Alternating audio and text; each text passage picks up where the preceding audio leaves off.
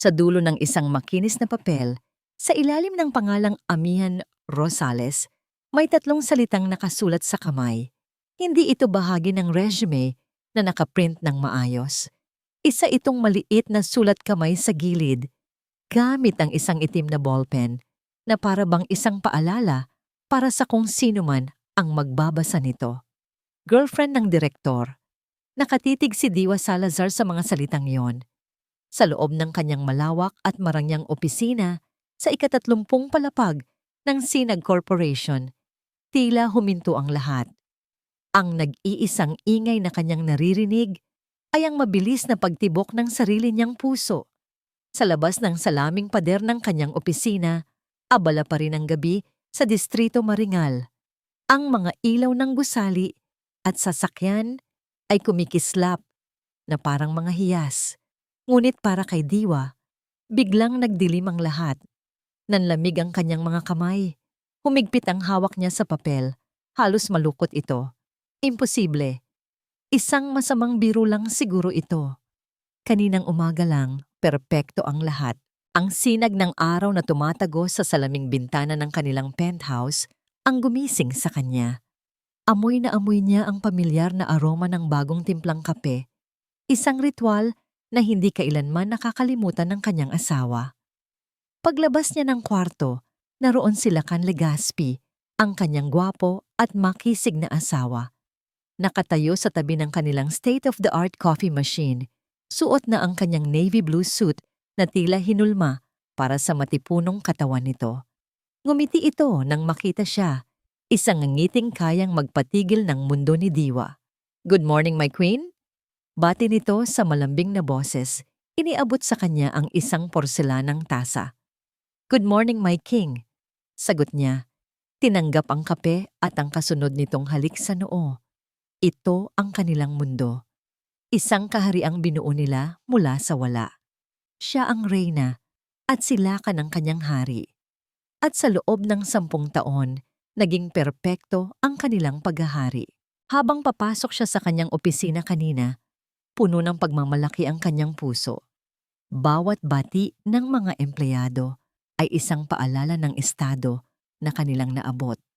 Bilang Head of Human Resources, si Diwa ay iginagalang. Kilala siya sa kanyang talino, sa kanyang pagiging patas, at sa kanyang matalas na mata sa pagkilatis ng tao. Pinangunahan niya ang isang pulong kasama ang kanyang team. Walang puwang sa pagkakamali. Paalala niya sa kanila, ang kanyang boses ay kalmado ngunit may bigat ng awtoridad. Ang bawat taong ipinapasok natin sa Sinag Corporation ay sumasalamin sa ating lahat. Maging metikuloso tayo. Ironiko. Dahil ngayon, sa pagtatapos ng araw, sa harap ng isang pirasong papel, ang babaeng kilala sa kanyang talas ng isip ay pakiramdam na siya ang pinakatanga sa lahat. Bumalik ang kanyang kamalayan sa kasalukuyan sa malamig na opisina, sa 3 salitang tila sumusunog sa papel. Girlfriend ng direktor. Sino? Sinong direktor? Maraming direktor sa kumpanya. Ngunit sa puso ni Diwa may isang pangalan lang na umalingaw-ngaw. Ang pinakadirektor ng lahat, ang kanyang asawa, ang CEO. Pilit niyang iwinaksi ang ideya. Isang paninira lamang ito. Marahil ay isang empleyadong may galit sa kanya o kailakan. Marahil ay isang aplikanteng desperado kaya't gumagawa ng kwento. Ngunit bakit sa ganitong paraan? At bakit sa resume na ito, binuklat niya ang unang pahina?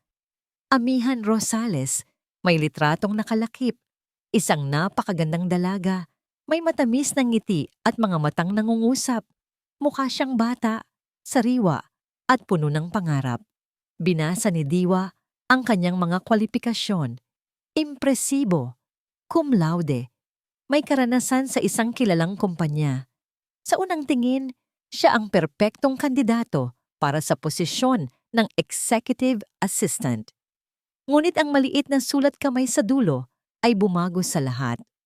Ginawa nitong isang banta ang isang perpektong resume. Tumayo si Diwa at naglakad patungo sa salaming pader.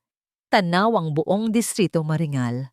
Ang magarang tanawin na dati nagbibigay sa kanya ng pakiramdam ng kapangyarihan ay tila nangungutya sa kanya ngayon. Bigla niyang naalala ang mga gabing ginagabi ng uwi sila Kan dahil sa board meetings. Ang mga business trips na biglaan, ang mga oras na tila lumilipad ang isip nito kahit magkatabi sila. Lagi niyang iniisip na dala lang yun ng stress sa trabaho. Ngunit ngayon, ang lahat ng yun ay nagkaroon ng ibang kahulugan. Ang lahat ng maliliit na piraso ng pagdududa na pilit niyang isinasantabi ay unti-unting nabubuo at ang nabubuong imahe ay isang bangungot. Muli siyang bumalik sa kanyang mesa at umupo. Tinitigan niyang muli ang pangalan. Amihan Rosales. Ang sakit na una niyang naramdaman ay napalitan ng isang bagay na mas malamig, mas matigas. Galit. Ngunit hindi ito ang klase ng galit na sumisigaw. Ito ang klase ng galit na nag-iisip, nagpaplano. Hindi siya si Diwa Salazar para lamang umiyak sa isang sulok. Dinampot niya ang resume ni Amihan Rosales at maingat itong itinupi at isinilid sa kanyang personal na bag. Kinuha niya ang iba pang mga folder at inilagay sa tray para sa kanyang assistant. Walang sino man ang dapat makaalam. Walang sino man ang dapat makahalata. Kinandado niya ang pinto ng kanyang opisina. Ang tunog ng pag-click ng lock ay tila isang hudyat, isang pagsasara sa pinto ng kanyang perpektong mundo, at isang pagbubukas sa isang laban na hindi niya inakalang kailangan niyang harapin. Huminga siya ng malalim, hindi para kumalma, kundi para mag-ipon ng lakas. Dahil alam niya, sa gabing ito, nagsimula na ang isang giyera at hindi siya papayag na siya ang matatalo.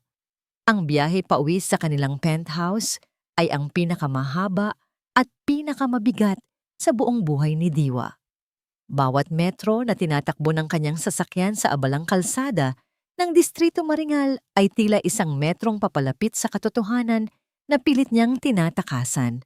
Ang mga pamilyar na gusali na dati simbolo ng kanyang tagumpay ay tila mga aninong nagbabantay, mga tahimik na saksi sa unti-unting pagguho ng kanyang mundo.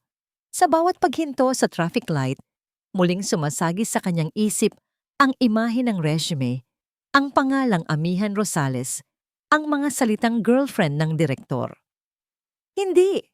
Bulong niya sa sarili, habang mahigpit na nakakapit ang mga kamay sa manibela. Hindi silakan, imposible. Ngunit habang sinasabi niya ito, ang kanyang isip ay naghahanap ng mga butas, ng mga ebidensya. Ang mga biglaang overtime ni Lakan na laging nagtatapos sa pag-uwi nitong pagod na pagod at wala nang ganang makipag-usap. Ang mga ngiti nito kapag may ka-text sa telepono na agad ding nawawala kapag napapansin siyang nakatingin. Ang mga maliliit na bagay na yon na dati wala lang sa kanya ay tila mga pulang bandila na ngayon lang niya nakita. Pagdating niya sa kanilang tahanan, ang karangyaan ng lugar ay tila isang insulto. Ang malawak na sala, ang mga mamahaling muebles, ang mga painting sa pader, lahat ay parang isang entablado para sa isang perpektong dula. At ngayon ay nalaman niyang baka hindi siya ang nag-iisang bida. Narinig niya ang pagbukas ng pinto. Silakan. Pumasok ito na may ngiti sa labi. Kahit bakas, ang pagod sa muka. Agad nitong inilapag ang briefcase at lumapit para yakapin siya. I'm home, my queen. Napatigil si Diwa. Ang yakap na dati kanlungan niya ay tila rehas na bakal ngayon. Pinilit niyang gumanti ng yakap, ngunit nanigas ang kanyang katawan. Naramdaman niya ang pabango nito, ang pamilyar na amoy na 10 taon na niyang kilala. Ngunit mayroon bang ibang pabango na kumakapit dito kapag wala siya? Kumusta ang araw mo? Tanong ni Lakan, habang kumakalas sa yakap at tinititigan siya. Parang malalim ang iniisip mo. Ito na ang pagkakataon. Sabihin mo na, itanong mo na. Sigaw ng isang bahagi ng kanyang isip. Ngunit ang isa pang bahagi, ang bahaging sanay mag-analisa, Ang bahaging head ng HR ay pumigil sa kanya. Hindi, hindi pa ngayon. Kailangan niya ng pruweba, hindi ng hinala. Kung magkamali siya, sisirain niya ang tiwala nito ng walang dahilan. At kung tama naman siya, kailangan niya ng armas bago siya sumabak sa giyera. Ngumiti siya, isang pekeng ng ngiti na sana'y hindi tumagos sa paningin ni Lakan. Pagod lang siguro sa trabaho, maraming hinabol na deadlines. Ikaw? Mahirap ba ang araw mo? Ganoon pa rin, sagot ni Lakan habang naglalakad patungo sa bar para kumuha ng alak. Walang katapusang pulong, alam mo na. Tumango lang si Diwa habang pinagmamasdan ang likod ng kanyang asawa. Bawat salita nito ay tila isang kasinungalingan. Bawat kilos ay isang pagtataksil. Ang bigat sa kanyang dibdib ay tila isang malaking bato. Kinabukasan, hindi mapakali si Diwa sa opisina. Hindi siya makapag-focus sa kanyang mga gawain. Ang tanging nasa isip niya ay ang pangangailangang malaman ng katotohanan, gaano man ito kasakit. Bandang hapon, nakatanggap siya ng text mula kay Lakan. May bigla ang meeting, my queen. Baka gabihin ako. Don't wait up. Iyon na, ang hudyat. Mabilis siyang kumilos. Nagpaalam siya sa kanyang assistant na masama ang kanyang pakiramdam at kailangan niyang umuwi ng maaga. Ngunit hindi siya umuwi. Nagtago siya sa parking lot sa isang sulok kung saan hindi siya madaling makikita at hinintay ang paglabas ng sasakyan ni Lakan. Nang makita niyang papalabas na ito, bumilis ang tibok ng kanyang puso. Sinundan niya ito, nag-iingat na mapanatili ang distansya. Ang kanyang mamahaling sedan ay tila isang sasakyan ng espiya at siya ang ahente sa isang misyong ayaw niyang tuparin. Ang bawat liko ni Lakan ay kanyang sinusundan. Hindi ito papunta sa isa sa mga branch ng Sinag Corporation. Hindi rin ito papunta sa isang business district.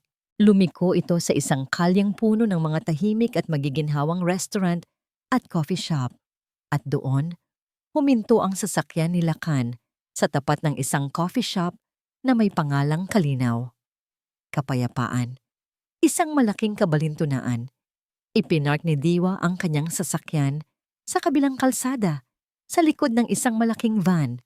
Mula doon, kitang-kita niya ang loob ng cafe sa pamamagitan ng malaking salaming bintana nito. Nakita niya si Lakan na bumaba ng kotse, nakita niya itong pumasok sa loob, at nakita niya kung sino ang naghihintay dito. Si Amihan Rosales, nakaupo sa isang mesa sa may bintana, nakangiti, at tila nagniningning sa ilalim ng mainit na ilaw ng kafe. Gumuho ang mundo ni Diwa. Ang hangin sa loob ng kanyang kotse ay tila naubos. Pinanood niya ang dalawa na para bang nanonood ng isang silent film na sumisira sa kanyang buhay. Nakita niya kung paano sila nagtawanan. Nakita niya kung paano hinawi ni Lakan ang ilang hibla ng buhok na tumatakip sa mukha ni Amihan. At pagkatapos, ang pinakamasakit sa lahat, inabot ni Lakan ang kamay ni Amihan na nakapatong sa mesa at hinawakan ito. Magkadaop ang kanilang mga palad, isang simpleng kilos na puno ng intimasya. Biglang naalala ni Diwa ang isang gabi, ilang taon na ang nakalipas, sa isang company event. Sinubukan niyang hawakan ang kamay ni Lakan habang naglalakad sila, ngunit marahan itong inalis nito. Not here, Diwa. Bulong nito. We need to look professional. Professional. Ngunit sa harap ni Amihan, sa isang pampublikong lugar, hawak nito ang kamay ng babae na para bang yun ang pinakanatural na bagay sa mundo. Hindi na napigilan ni Diwa ang mga luhang sunod-sunod na pumatak mula sa kanyang mga mata. Hindi ito mga hikbi. Ito ay tahimik na pag-agos ng sakit, ng kataksilan, ng isang pusong winasak ng walang awa. Hindi niya alam kung gaano siya katagal na nakatitig doon. Isang estatwang basag sa loob ng kanyang sasakyan. Nang sa wakas ay umalis ang dalawa. Magkahiwalay ng landas, doon lang siya natauhan. Nagmaneho siya pauwi, ngunit hindi niya halos maalala ang daan. Ang isip niya'y blanko, manhid. Ang tanging nararamdaman niya ay isang nagyeyelong lamig na kumakalat mula sa kanyang puso patungo sa buong katawan. Pagdating sa penthouse, dumiretso siya sa kanilang silid-tulugan at humarap sa malaking salamin. Ang nakita niya ay isang babaeng may namumugtong mga mata, maputlang labi, at basag na ekspresyon. Ito ba si Diwa Salazar? Ang makapangyarihang HR head? Ang reyna ng kanyang perpektong mundo? Hindi. Pinunasan niya ang kanyang mga luha. Ang huling patak. Tinitigan niya ang kanyang refleksyon at sa paglipas ng mga segundo, may nagbago sa kanyang mga mata. Ang kalungkutan ay napalitan ng determinasyon. Ang sakit ay naging yelo.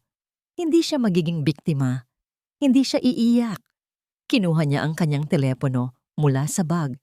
Ang kanyang mga daliri ay hindi nanginginig. Kalmado. Tiyak. Hinanap niya ang numero ng kanyang assistant at pinindot ang call button. "Hello, Ma'am Diwa?" Sagot mula sa kabilang linya. Huminga ng malalim si Diwa. Ang kanyang boses, nang lumabas ito, ay malamig, professional, at walang bahid ng anumang emosyon. "Pakischedule mo ng interview si Amihan Rosales bukas na bukas. Ako ang personal na mag-i-interview sa kanya." Ang umaga ng interview ay sinalubong ni Diwa na may isang malinaw na layunin, ang magsuot ng perpektong maskara. Sa harap ng kanyang salamin, hindi niya nakita ang asawang pinagtaksilan, kundi si Diwa Salazar, ang head ng Human Resources ng Sinag Corporation. Pinili niya ang kanyang pinakamakapangyarihang sandata, isang itim na pantsuit na may matulis na balikat, tila isang baluti. Ang kanyang buhok ay maayos na nakapusod. Walang ni isang hibla na wala sa lugar. Ang kanyang kolorete sa labi ay matingkad na pula. Kulay ng panganib, kulay ng kapangyarihan. Bawat kilos niya ay may kalkulasyon. Bawat hakbang papasok sa gusali ng sinag ay may bigat. Nang pumasok siya sa kanyang opisina, ang kanyang assistant na si Ana ay agad na sumalubong. "Good morning, Ma'am Diwa. Nakahanda na po ang conference room para sa interview ni Miss Rosales in 10 minutes. "Good." Maikli niyang sagot. Ang kanyang boses ay walang emosyon. Pumasok siya sa kanyang opisina at naupo sa kanyang silyang gawa sa malambot na katad. Malamig. Tulad niya. Sa ibabaw ng kanyang mesa ay ang resume ni Amihan. Tinitigan niya ang nakangiting mukha sa litrato. Ang nangiting iyon na dati mukhang matamis, ngayon ay tila isang pang-aasar. Sakto 10:00, tinawag siya ni Ana. "Ma'am, narito na po si Miss Rosales." Tumayo si Diwa. Huminga ng malalim. Simulan na ang palabas. Pagpasok niya sa conference room, naroon si Amihan, nakaupo ng tuwid, irradiating confidence. Suot nito ang isang simpleng puting bestida na lalong nagpatingkad sa kanyang kabataan at kasariwaan. Nang makita siya nito, agad itong tumayo at nag-alok ng isang matatag na pakikipagkamay. "Good morning, Miss Salazar. It's an honor to meet you." Sabi ni Amihan, ang kanyang nangiti ay kasing ganda ng nasa litrato. "Miss Rosales, please have a seat." Sagot ni Diwa, ang kanyang tono ay profesional habang umuupo sa kabilang dulo ng mahabang mesa. May distansya sa pagitan nila, isang pisikal na representasyon ng bangin na namamagitan sa kanilang dalawa. Sinimulan ni Diwa ang interview sa mga karaniwang tanong, edukasyon, karanasan, mga nagawa sa dating kumpanya. Bawat sagot ni Amihan ay matalino, malinaw, at puno ng kumpiyansa. Hindi maikakaila. Magaling siya. At iyon ang mas nagpagalit kay Diwa. Hindi ito isang simpleng babae na nadala sa karisama ni Lakan. Ito ay isang babaeng alam ang kanyang ginagawa. "Sa iyong resume," sabi ni Diwa, bahagyang itinaas ang papel. "Nakalagay na mabilis kang matuto at napaka-ambisyosa mo. Where do you see yourself in 5 years, Rosales?" Ngumiti si Amihan. "Gusto kong mapunta sa posisyon kung saan ang aking mga desisyon ay may malaking epekto sa kumpanya." I don't just want to be an assistant forever. I want to be indispensable. Indispensable. Kaparehong salita na ginamit noon ni Lakan para ilarawan si Diwa sa kanya. Isang suntok sa sikmura. Nagpatuloy si Diwa, ang kanyang mga tanong ay unti-unting nagiging mas matalim. Ang posisyon ng executive assistant ay nangangailangan ng sukdulang pagiging mapagkakatiwalaan at loyalty. How do you define loyalty, Miss Rosales? Hindi natinag si Amihan. Sumandal ito ng bahagya. Ang mga mata ay diretsong nakatitig kay Diwa. Para sa akin, ang loyalty ay ang pag-alam kung ano ang pinakamahalaga sa taong pinagsisilbihan mo at gawin ang lahat para protektahan iyon. Minsan, nangangahulugan ito ng paggawa ng mahihirap na desisyon para sa ikabubuti nila kahit hindi nila iyon nakikita sa kasalukuyan. Isang sagot na puno ng dobleng kahulugan. Halos masuka si Diwa sa kapal ng mukha nito. Ngunit sa labas, tumango lang siya na para bang humanga sa sagot nito. Ito ang laban ng isip. Isang chess match kung saan bawat salita ay isang pyesa. Pagkatapos ng halos isang oras, tinapos ni Diwa ang interview. Thank you for your time, Miss Rosales. We'll let you know. Tumayo silang dalawa. Habang papalabas sila ng conference room, sa gitna ng abalang pasilyo, tila itinadhana ng isang mapaglarong demonyo, kasalubong nila si Lakan. Huminto si Lakan nang makita sila. Ang kanyang profesional na ngiti ay bahagyang natigilan nang mapadako ang kanyang tingin kay Amihan. Isang kisap mata lang yon, isang mabilis na pagbabago sa kanyang ekspresyon. Ngunit para kay Diwa, na nagmamasid na parang isang agila, iyon na ang pinakamalinaw na kumpirmasyon sa lahat. Nakita niya ang kislap ng pagkilala sa mga mata ni Lakan at ang halos hindi mahahalata, ngunit matagumpay na ngiti sa mga labi ni Amihan. "Oh, Lakan," sabi ni Diwa. Ang kanyang boses ay tila natural na natural. "Kakatapos ko lang interviewin si Miss Amihan Rosales para sa posisyon ng aking bagong assistant." Napatingin si Lakan kay Diwa. Pagkatapos ay kay Amihan, mabilis niyang naibalik ang kanyang kumpiyansa. "Is that so? Well, it's a pleasure to meet you, Miss Rosales. Welcome to Sinag Corporation." Sabi ni Lakan, iniabot ang kamay kay Amihan. "The pleasure is all mine, Mr. Legaspi." Sagot ni Amihan. Ang kanilang mga kamay ay nagdikit sa loob ng ilang segundo na, para kay Diwa, ay tumagal ng isang kawalang hanggan. Umalis si Lakan at naiwan ang dalawang babae. Ang tensyon sa pagitan nila ay halos nahihipo. Pagbalik sa kanyang opisina, sumunod si Ana. "Ma'am, ano pong masasabi niyo? To be honest, parang overqualified siya para sa posisyon at parang masyadong ambisyosa." Tumingin si Diwa sa labas ng bintana, sa malayong abot tanaw. "I see potential, Ana," kalmado niyang sabi. "And I like to keep potential close." Kinabukasan ng unang araw ni Amihan, gaya ng inaasahan, mabilis siyang nakibagay. Magalang, masipag, at mahusay sa lahat ng iniuutos sa kanya. Ipinakilala siya ni Diwa sa buong departamento. Isang ngiti na hindi nawawala sa kanyang mukha, na para bang siya ang pinakamasayang amo sa mundo. Sa pagtatapos ng araw, tinawag ni Diwa si Amihan sa kanyang opisina. "You had a great first day," simula ni Diwa. "I think you'll fit in perfectly here." "Salamat po, ma'am. Gagawin ko po ang lahat para hindi masayang ang tiwala ninyo." Sagot ni Amihan. Ang kanyang mga mata ay tila inosente. Tumango si Diwa, kinuha ang isang folder. "Good. Kung ganoon, mayroon na akong unang mahalagang ipagagawa sa'yo." Inabot niya ang folder kay Amihan. "Siya nga pala, Amihan.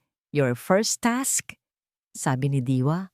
Ang kanyang boses ay malumanay na parang sutla. "I want you to organize the CEO's schedule for the entire next month. That includes his business meetings, lunches, and his personal appointments."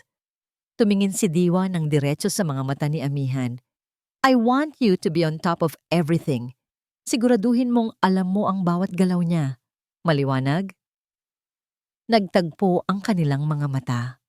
Sa loob ng isang segundo, nawala ang inosenteng kislap sa mga mata ni Amihan at napalitan ito ng isang bagay na mas matalas, mas mapagmatyag. Nakuha niya ang mensahe. Ngumiti si Amihan, isang ngiting hindi umabot sa kanyang mga mata. Maliwanag na maliwanag po, Ma'am Salazar. Ang ahas ay opisyal nang nakapasok sa paraiso. At si Diwa, ang reyna ng paraisong ito, ang siyang personal na nagbukas ng pinto. Nagsimula ang mga sumunod na araw sa isang mapanlinlang na kapayapaan. Sa ibabaw ang lahat ay perpekto. Si Amihan Rosales ay isang huwarang assistant, laging maagap, laging nakangiti, at kahanga-hanga ang kahusayan. Si Diwa naman ay ang kanyang amo na puno ng suporta, laging kalmado at propesyonal. Ngunit sa ilalim ng payapang tubig na ito, isang digmaan ng mga anino ang nagsisimula ng umigting. Bawat ngiti ay may talim. Bawat utos ay isang pagsubok.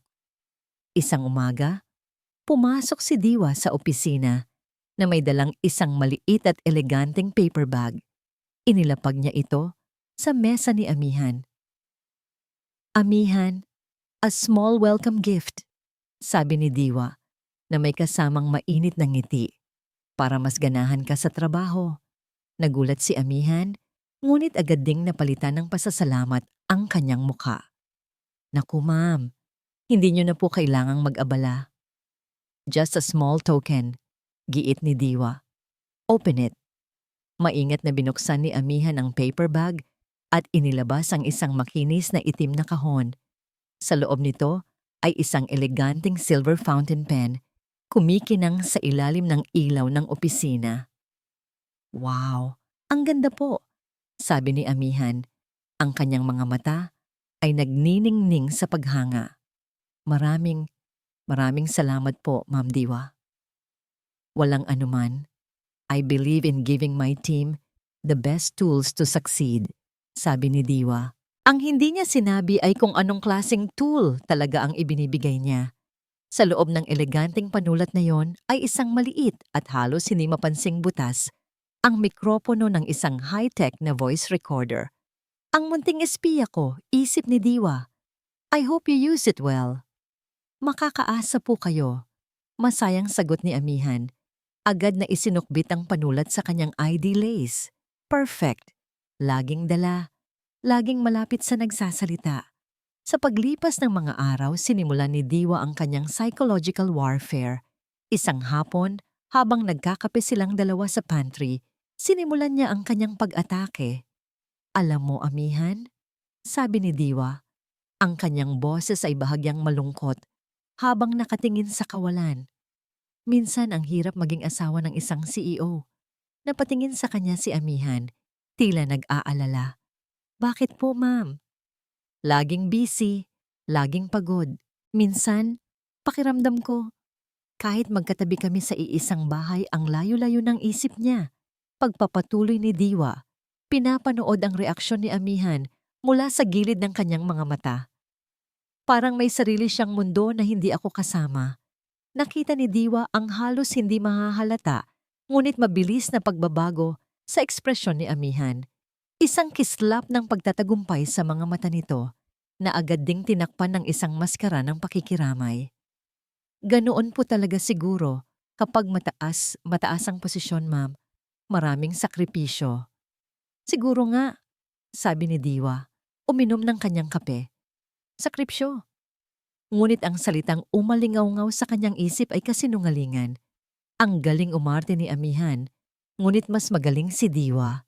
Nakita niya ang kailangan niyang makita, pero ang pinakamalaking isda ay hindi pa niya nahuhuli. Bilang head ng HR, may access si Diwa sa iba't ibang administrative reports, kabilang na ang mga general expense reports ng mga executive. Isang gabi, habang ang lahat ay umuwi na, nanatili siya sa kanyang opisina. Hindi niya hinahanap ang katibayan ng pagtataksil. Iyon ay napatunayan na niya. Ang hinahanap niya ay isang bagay na mas malaki. Binuksan niya ang mga file ni Lacan para sa huling 6 na buwan. Mga flight ticket, hotel accommodation, representation expenses, lahat ay mukhang normal. Ngunit may isang bagay na nakaagaw ng kanyang pansin. Paulit-ulit na lumalabas ang pangalan ng isang kumpanya, Horizon Solutions. Ang mga bayad dito ay hindi biro. Umaabot ng daan-daang libo bawat buwan para sa consultancy fees. Kumunot ang noo ni Diwa. Sa 10 taon niya sa Sinag Corporation, ngayon lang niya narinig ang pangalang iyon.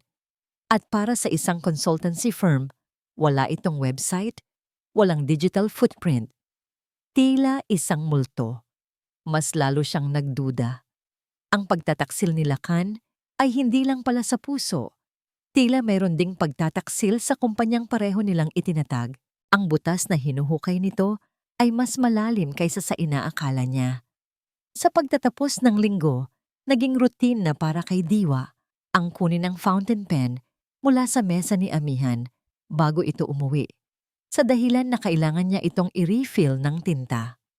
At sa kalaliman ng gabi, sa loob ng kanyang sasakyan sa isang madilim na sulok ng parking lot, pinapakinggan niya ang mga lihim ng araw. Karamihan sa mga recording ay ordinaryong usapan sa opisina. Ngunit sa araw na yon, may nahuli siyang ginto. Isang maikling pag-uusap sa telepono, boses ni Amihan pabulong, at ang boses sa kabilang linya, walang duda, ang boses ng kanyang asawa. "Kailan mo ba aayusin to, Lacan? Nahihirapan na akong magpanggap sa harap niya." Narinig niyang sabi ni Amihan. "Konting tiis na lang, Ami," sagot ni Lacan. "Malapit na. Kapag pumasok na ang malaking investment na yon, aayusin ko na ang lahat. Magiging maayos na tayo." "Anong investment ba kasi yan?" "Huwag mo nang alalahanin yon. Basta magtiwala ka lang sa akin. Malapit na nating makuha ang lahat ng pinapangarap natin." Napatigil si Diwa. "Malaking investment. Aayusin ko na ang lahat." Ang mga salitang yon ay umalingaw-ngaw sa kanyang isip, kasabay ng pangalan ng Horizon Solutions. Ang mga piraso ng puzzle ay nagsimulang magkabit-kabit. Hindi na lang ito tungkol sa isang pusong sinugatan. Ito ay tungkol sa isang imperyong ninanakaw. Pinatay niya ang recording. Ang lamig sa loob ng kanyang kotse ay hindi dahil sa aircon. Ito ang yelo na bumabalot sa kanyang puso, na ngayon ay tumigas na parang bakal. Ang kanyang plano ng paghihiganti ay biglang nagbago. Hindi na ito simpleng pagbubulgar ng isang affair. Ito ay magiging isang pagbagsak. Isang pagbagsak na siya mismo ang magdidirekta. Gabi na at tanging ang ilaw mula sa lampshades sa mesa ni Diwa ang nagbibigay liwanag sa kanyang malawak na opisina. Ang buong palapag ay tahimik na, isang malaking kaibahan sa ingay at abala kaninang umaga. Sa kanyang harapan ay ang laptop, bukas sa isang spreadsheet ng mga kaduda-dudang transaksyon patungo sa Horizon Solutions. Sa kanyang tabi, ang munting fountain pen, ang kanyang tahimik na espiya na naglalaman ng usapan ni Lacan at Amihan. Nasa kanya na ang mga piraso, ang pagtataksil sa puso, ang pagtataksil sa kumpanya. Ngunit ang mga ito ay mga anino pa lamang, walang matibay na katawan. Paano niya pagdudugtungin ang lahat nang hindi siya ang unang masusunog? Pakiramdam niya ay naglalakad siya sa isang manipis na alambre at isang maling hakbang lang ay mahuhulog siya sa bangin. Sa gitna ng kanyang malalim na pag-iisip, isang tunog ang bumasag sa katahimikan. Isang notifikasyon mula sa kanyang email. Karaniwan ay hindi na niya ito papansinin sa mga oras na yon. Ngunit ang sender ay unknown at ang subject line ay tila isang patalim na direktang tumusok sa kanyang kamalayan. Alam ko ang totoong ginagawa ni Lacan Legaspi. Nanigas si Diwa sa kanyang kinauupuan. Ang kanyang pagod ay biglang napawi, napalitan ng alertong pag-iingat. Sino ito? Isang empleyadong gustong manira? Isang kaaway ni Lacan? O isang bitag? Dahan-dahan niyang iginalaw ang cursor at binuksan ang email. Ang laman nito ay maikli ngunit mabigat. Ginang Salazar, Ang nakikita ninyo ay simula pa lamang. Ang relasyon ng inyong asawa ay isang maliit na bahagi lamang ng mas malaking problema. Kung nais ninyong malaman ang katotohanan na kayang magpabagsak sa kanya, makipagkita kayo sa akin mamayang 9:00 ng gabi sa The Last Drop Bar. Mag-isa kayong pumunta, walang pangalan, walang anumang palatandaan kung sino ang nagpadala. Ang The Last Drop Bar ay isang luma at hindi gaanong sikat na lugar sa isang tahimik na distrito, isang perpektong lugar para sa mga lihim na pag-uusap. Ang unang reaksyon ni Diwa ay takot. Ngunit mabilis itong napalitan ng isang bagay na mas malakas. Kuryosidad na may halong determinasyon. Kung sino man ito, may alam siyang hindi niya alam. At sa giyerang ito, ang impormasyon ng kanyang pinakamalakas na sandata. Nagpasya siya. Pupunta siya. Ngunit hindi siya pupunta ng walang paghahanda. 9:00 ng gabi, pumasok si Diwa sa The Last Drop Bar. Ang lugar ay madilim. Amoy luma at alak. Kakaunti ang tao. Sa isang sulok, sa isang booth na nababalutan ng anino, may isang lalaking nakaupo, nakatalikod sa kanya. Nakasuot ito ng mamahaling Amerikana. Maingat na lumapit si Diwa, ang kanyang kamay ay nasa loob ng kanyang bag, mahigpit na nakahawak sa kanyang telepono na nakaset na sa voice recording. "Mr. Unknown, I presume," sabi niya. Ang kanyang boses ay kalmado kahit ang puso niya ay kumakarera. Dahan-dahang lumingon ang lalaki. At sa sandaling iyon, tila huminto ang paghinga ni Diwa. Hindi ito isang estranghero. Ito si Ricardo Soliman, isa sa pinakamatagal at pinakamakapangyarihang miyembro ng Board of Directors ng Sinag Corporation. Ang pinakamalaking karibal ni Lacan sa posisyon. Isang taong kilala sa kanyang talino, ambisyon, at sa pagiging tuso na parang isang ahas. Laging may ngiti sa labi, ngunit ang mga mata ay laging malamig at mapanuri. "Ginang Salazar, o dapat ko bang sabihing Diwa?" sabi ni Ricardo. Ang kanyang boses ay kalmado na may bahid ng pagtatagumpay. Iginaya niya ang upuan sa tapat niya. "Maupo ka. I'm glad you came." Dahan-dahang umupo si Diwa, ang kanyang isip ay ligalig. Ang lahat ng teorya niya ay gumuho. Hindi ito isang simpleng impormante. Ito ay isang manlalaro, isang hari sa chessboard na ito. "Mr. Soliman," simula niya, pilit na pinapanatili ang kanyang composure. Ano ang ibig sabihin nito? Sumenya si Ricardo sa waiter para sa 2 baso ng whiskey. Hindi na niya hinintay ang sagot ni Diwa. Tila alam na niya ang lahat. "Diretsuhin na natin, Diwa. Pareho tayong abalang tao," sabi niya, habang inilalapag ng waiter ang mga inumin. "Alam kong alam mo na ang tungkol sa babae ni Lacan, si Amihan Rosales." Napatitig si Diwa. Paano? Paano niya nalaman? Tila nabasa ni Ricardo ang kanyang isip. Ngumiti ito, isang nangiting hindi umabot sa kanyang mga mata. "Dahil ako ang naglagay ng sulat kamay na yon sa kanyang resume." Ang pag-amin na yon ay tila isang malakas na sampal. Tumama ito kay Diwa nang hindi niya inaasahan.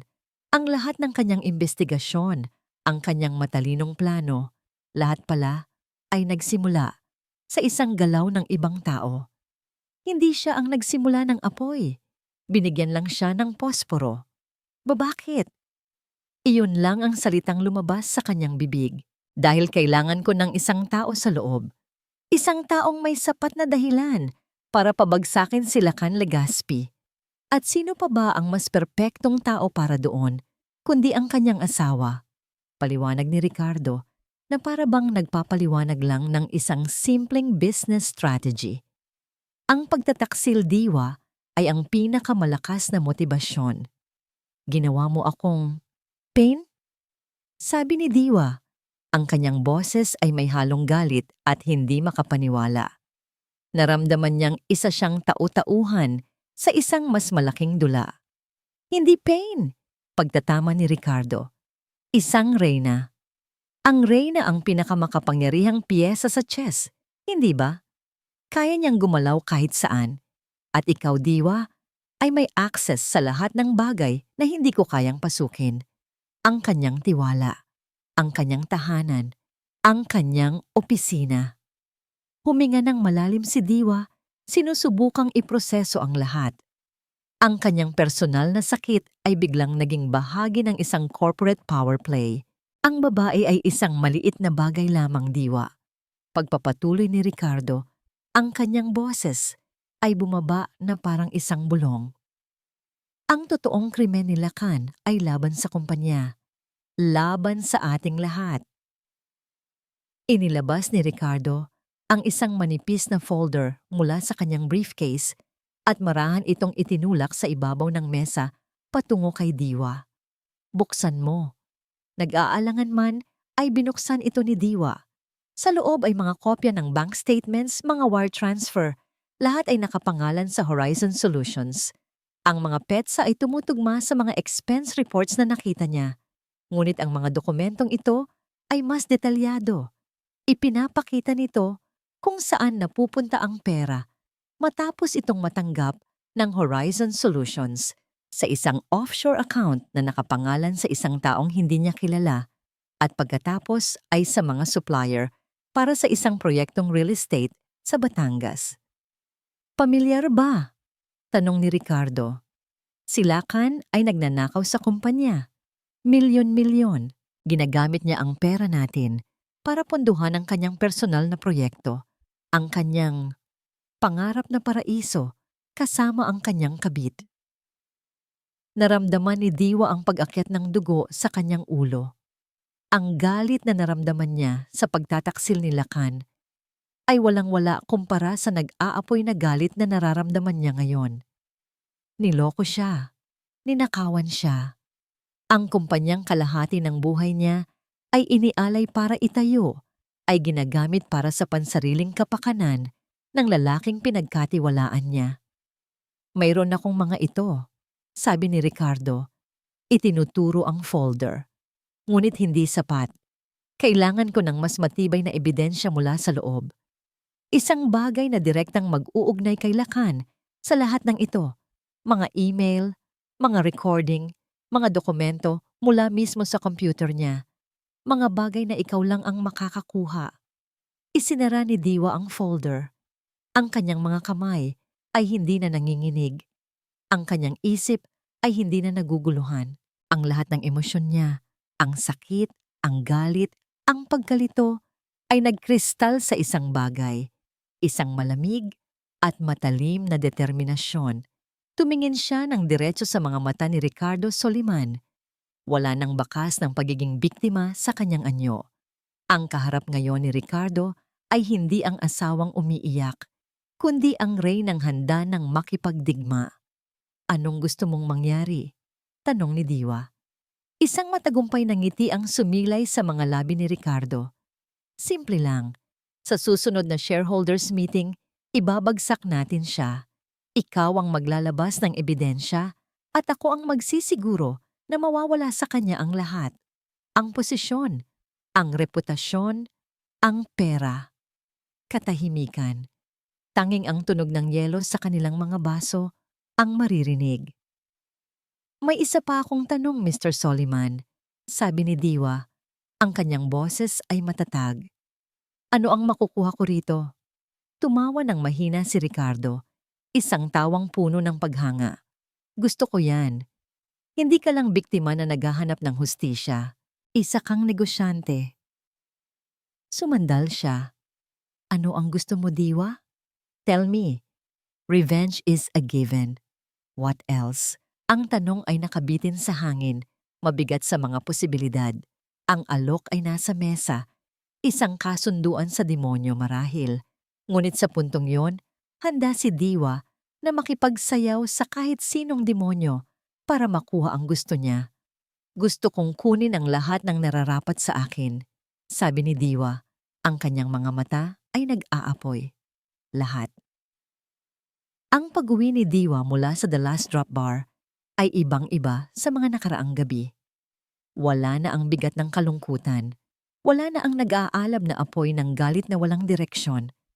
Ang mga ito ay napalitan ng isang nagyayayelong kalinawan, isang layunin na kasing talim ng patalim. Ang kanyang personal na trahedya ay isa na ngayong corporate war at siya ay nasa sentro nito. Kinabukasan, muli silang nagkita ni Ricardo Soliman. Sa pagkakataong ito ay sa isang tahimik na lounge ng isang 5-star hotel. Isang lugar na neutral, marangya at perpekto para sa mga kasunduang binubuo sa anino. Nag-isip ka na ba? Tanong ni Ricardo habang marahang inihahalo ang kanyang kape. Tumingin si Diwa sa labas ng bintana sa mga nagtataasang gusali ng Distrito Maringal, ang imperyong pinangarap nilang buuin ni Lacan.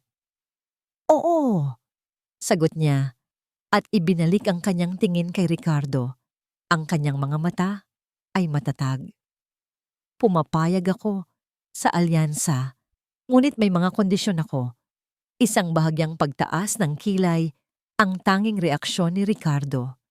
Nakikinig ako. Una, pagkatapos ng lahat ng ito, gusto ko ng isang malinis na pag-alis mula sa Sinag Corporation. Isang golden parachute na titiyak sa aking kinabukasan na kukunin mula sa mga shares na makukumpiska kay Lacan, diretsong sabi ni Diwa. Pangalawa, isang ironclad non-disclosure agreement na poprotekta sa akin. Hindi kailanman malalaman ng publiko ang aking naging papel sa pagbagsak niya. Ako ay mananatiling biktima sa kanilang mga mata, hindi isang kasabwat. At pangatlo, pagpapatuloy niya. Gusto kong ako ang magpindot ng buton. Ako ang maglalabas ng ebidensya sa shareholders meeting. Ito ay laban ko rin, Mr. Soliman. At gusto kong ako mismo ang tatapos nito. Sa unang pagkakataon, isang tunay na ngiti ng paghanga ang sumilay sa mga labi ni Ricardo. Fair enough, Diwa. Napakagandang mga kondisyon. You have a deal. Nag-abot sila ng kamay. Ang kasunduan sa demonyo ay selyado na. Ang gabi ring iyon, ang simula ng kanyang operasyon. Alam niyang ugali ni Lacan na iwan ang kanyang laptop sa opisina nito. Sa ilalim ng pagkukunwaring kailangan niyang tapusin ang isang mahalagang ulat. Nanatili si Diwa sa opisina hanggang sa wala nang natirang tao sa kanilang palapag. Ang katahimikan sa executive floor ay nakakabingi. Tanging ang marahang ugong ng air conditioning at ang mabilis na tibok ng kanyang puso ang kanyang naririnig. Ang bawat hakbang niya sa makintab na sahig patungo sa opisina ni Lacan ay tila isang malakas na dagundong para siyang isang magnanakaw sa sarili niyang kaharian. Nang buksan niya ang pinto ng opisina ni Lacan, bumungad sa kanya ang pamilyar na amoy ng pabango nito.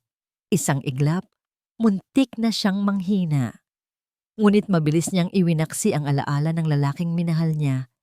Ang nasa isip niya ngayon ay ang lalaking nagtaksil sa kanya. Binuksan niya ang laptop ni Lacan. Salamat sa 10 taon ng pagsasama. Alam niya ang lahat ng password nito. Ang pangalan ng kanilang aso. Ang petsa ng kanilang kasal. Mga password na ngayon ay tila isang mapait na biro. Isinaksak niya ang isang maliit na USB flash drive sa laptop. Sinimulan niyang kopyahin ang lahat ng mahahalagang folder, financials, projections, internal memos. Habang naghihintay na matapos ang pag-transfer ng mga file, ang kanyang mga mata ay hindi mapakali.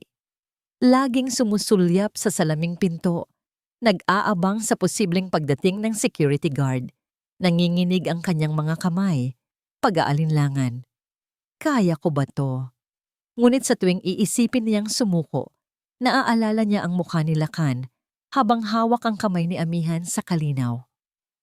At ang pag-aalinlangan ay napapalitan ng tapang, katapangan. Kakayanin ko to para sa akin. Habang naglilipat ang mga file, isang folder ang partikular na nakaagaw ng kanyang pansin. Iba ito sa lahat. Naka-encrypt. At ang pangalan nito ay isang salita lamang, Hiraya. Sinubukan niyang buksan, password protected. Sinubukan niya ang lahat ng alam niyang password ni Lakan. Walang gumana. Ano man ang nasa loob ng folder na ito ang pinakatatagong sekreto ni Lakan. Ang salitang hiraya na nangangahulugang bunga ng pag-asa o pangarap ay tila isang panunuya. Anong pangarap ang itinatago niya rito? Hindi na siya nag-aksaya ng panahon. Kinopya niya ang buong naka-encrypt na folder sa kanyang USB drive. Ito man ay mabuksan niya o hindi, ang pagkakaroon lamang nito ay isang alas na maaari niyang gamitin sa hinaharap. Nang matapos ang lahat ng file transfer, maingat niyang tinanggal ang USB. Nilinis niya ang recent files history ng laptop at isinara ito. Ibinalik niya ang lahat sa ayos, tinitiyak na walang anumang bakas na magpapatunay na may ibang taong pumasok sa opisina. Bago siya lumabas, huminto siya at tiningnan ang malaking larawan sa likod ng mesa ni Lakan, ang kanilang wedding picture.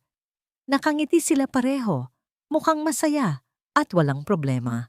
Isang magandang kasinungalingan na nakabalandra sa pader. Ang paglalakad pabalik sa kanyang opisina ay tila isang paglalakbay mula sa isang madilim na mundo. Ang bigat ng USB drive sa kanyang bulsa ay tila bigat ng lahat ng kasalanan at kataksilan ni Lakan. Isang maliit na bagay na may kakayahang sumira ng isang buong imperyo. Kinagabihan, pag-uwi niya sa kanilang penthouse, nadatnan niyang naghihintay si Lakan. May 2 kopita ng wine sa mesa at isang maliit na velvet box ang nakapatong sa tabi ng mga ito. "My queen," sabi ni Lakan. Ang kanyang boses ay malambing, puno ng isang emosyon na hindi matukoy ni Diwa kung pagsisisi o pagkukunwari. "I know I've been distant lately. Masyado lang maraming iniisip sa trabaho. I want to make it up to you." Hindi nagsalita si Diwa. Hinayaan niya lang itong magpatuloy. Kinuha ni Lakan ang kahon at binuksan ito sa kanyang harapan. Sa loob, isang kwintas na diamante ang kumikinang ng maningning. Ito ay maganda, mamahalin at malamig. Tulad ng nararamdaman niya para dito ngayon. "Para sa'yo," sabi ni Lakan. Isang paalala kung gaano kakahalaga sa akin. Napatingin si Diwa sa kwintas, pagkatapos ay sa mga mata ni Lakan. Hinahanap niya ang kahit katiting na bahid ng katotohanan, ngunit wala siyang makita. Ang nakikita niya lang ay isang taong sanay na sanay ng magsinungaling. Naisip niya ang perang ginastos para dito. Galing ba ito sa Sinag Corporation? Dugo at pawis ng mga empleyado? Pera na dapat sana ay para sa kanilang kinabukasan, ngunit ginamit para pagtakpan ang isang kasalanan. Ngunit ang babaeng kaharap ni Lakan ngayon ay hindi na ang dating Diwa. Isa na siyang aktres, at ito ang pinakamahalagang pagganap sa kanyang buhay. Hinayaan niyang mamuo ang mga luha sa kanyang mga mata. Mga luhang hindi na dahil sa sakit, kundi dahil sa galing niyang magpanggap. "Oh, Lakan, it's beautiful," sabi niya. Ang kanyang boses ay nanginginig. "Hindi mo naman kailangang gawin to." "Kailangan," giit nito. Lumapit ito sa kanyang likuran at isinuot sa kanya ang kwintas. Nang dumampi ang malamig na metal sa kanyang balat, naramdaman ni Diwa ang isang pangingilabot para siyang nilalagyan ng isang magandang kadena. Humarap siya kay Lakan at niyakap ito. Isang yakap na walang init, walang pagmamahal, ngunit para kay Lakan, isa itong pagpapatawad. "I love you," bulong nito sa kanyang tenga. "I love you too," sagot ni Diwa, habang nakapikit, at ang tanging nakikita sa kanyang isipan ay ang pangalan ng isang folder. Hiraya. Habang nakayakap sa lalaking nanloloko sa kanya, suot ang diamanteng binili mula sa perang marahil ay ninakaw. Alam ni Diwa na hindi pa tapos ang laban. Sa katunayan, nagsisimula pa lamang ito. Ang kwintas na ito ay hindi simbolo ng pagmamahal. Ito ang unang bayad para sa kanyang pananahimik, at maniningil pa siya ng mas malaki. Ang mga sumunod na araw ay naging isang personal na impyerno para kay Diwa. Sa umaga, siya ang kalmado at makapangyarihang HR head nagbibigay ng mga utos, nakikipagpulong, at pinapanatili ang kanyang perpektong maskara. Ngunit sa gabi, sa kaligtasan ng kanyang opisina, kung saan wala ng ibang tao, siya ay nagiging isang bilanggo. Isang bilanggo ng isang salita, Hiraya. Ang naka-encrypt na folder sa kanyang USB drive ay tila isang baul na puno ng lahat ng kasagutan, ngunit wala siyang susi. Gabi-gabi, pagkatapos ng kanyang pagganap bilang perpektong asawa sa kanilang penthouse, bumabalik siya sa opisina sa dahilan ng trabaho. Doon, sa harap ng kanyang computer, sinusubukan niyang basagin ang code. Sinubukan niya ang lahat. Ang birthday ni Lacan. Ang birthday niya. Ang pangalan ng una nilang aso. Ang petsa ng kanilang kasal. Bawat password na sinubukan niya ay isang patak ng asin sa kanyang sariwang sugat, isang paalala ng isang buhay na binuo nila ng magkasama. Isang buhay na ngayon ay isa ng malaking kasinungalingan. Bawat access denied na mensahe ay tila isang personal na sampal mula sa kanyang asawa. Isang gabi, halos hating gabi na, malapit na siyang sumuko. Nakasandal siya sa kanyang upuan, pagod na pagod sa isip at katawan. Tinitigan niya ang screen, ang maliit na icon ng folder na may pangalang Hiraya. Pangarap. Ano bang pangarap ito na kailangan niyang paghirapang buksan? At bigla, isang alaala ang pumasok sa kanyang isip. Hindi ang kanilang kasal. Hindi ang kanilang anibersaryo, kundi ang pinakauna. Ang simula ng lahat. Isang gabi, 10 taon na ang nakalipas sa isang maliit na bar kung saan sila unang nagkita. Pareho pa silang mga batang empleyado na puno ng ambisyon. Naalala niya ang petsa ngayon dahil iyon ang araw na naniwala siyang mayroon talagang destiny. Dahan-dahan, itinuwid niya ang kanyang pagkakaupo. Ang kanyang mga daliri ay nanginginig habang nag-type siya. 10:23, October 23, ang petsa kung kailan sila unang nagkita. Pinindot niya ang enter. Isang segundo ng katahimikan. At pagkatapos, access granted. Bumukas ang folder. Ang naramdaman ni Diwa ay hindi tuwa. Ito ay isang malamig na takot. Isang paghahanda sa isang bagay na alam niyang wawasak sa kanya ng tuluyan. Ang laman ng folder ay hindi lang mga dokumento. Ito ay isang buong mundo. Isang buong pangarap. Ang una niyang nakita ay mga architectural blueprints.